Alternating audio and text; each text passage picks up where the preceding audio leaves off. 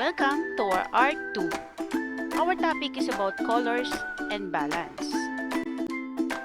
Colors is the characteristic of visual perception described through color categories with names such as red, orange, yellow, green, blue, or purple. Colors strongly affect our emotions. Certain colors can make us feel happy or sad. Like for example, plants. It makes our surrounding more beautiful. They are important to us because they help clean the air that we breathe. They also produce oxygen, which enables people and animals to live. They have different colors, textures, and shapes. This is why they are used in setting the mood of an artwork. We have two kinds of colors. We have the warm colors and the cool colors. Warm colors are the colors red, orange, and yellow. They are bright and pop out. They create energy and excitement in an artwork.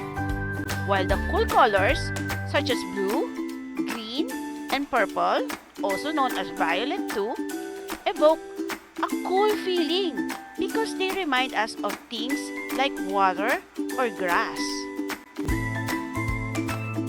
These are the color wheel. As you can see, we have divided the color wheel into two. We have the warm color and the cold color. Now let's talk about balance. Balance refers to how the elements of art, like line, shape, color, value, space, form, and texture. Later in our lesson, we're going to talk about this principle. Relate to each other within the composition in terms of their visual weight to create visual equilibrium or balance. That is, one side does not seem heavier than another.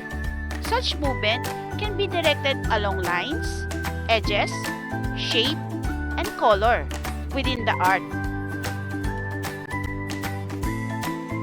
There are two kinds of balance. We have symmetrical and asymmetrical. Symmetrical balance occurs when you have two identical sides of a design with a central point of axis which is in the center. So if you cut the design in half, the left and right are mirror images of each other.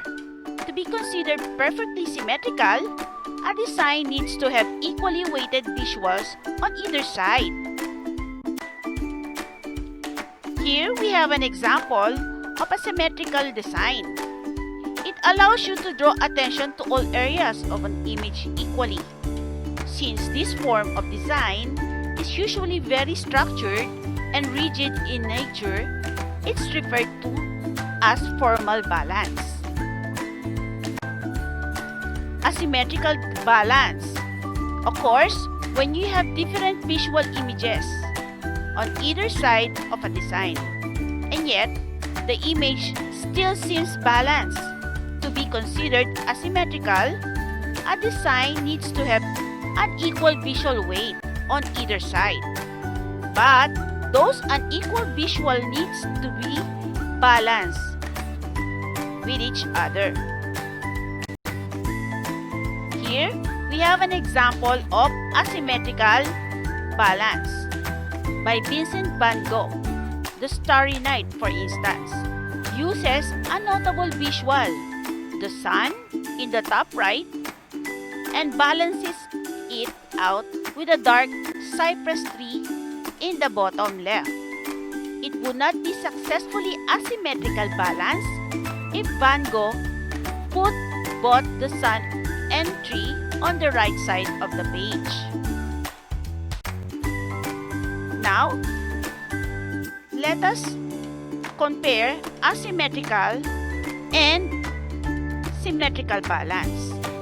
Here we have asymmetrical balance is when you have two dissimilar sides of design, that is on your left side, and when positioned visual weight unequally, and yet you've still achieved a sense of balance.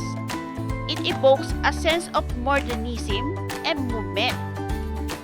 While on your right side is a symmetrical balance. It's when you have two identical sides of a design with equal weight on either side of a central point of axis or on your center.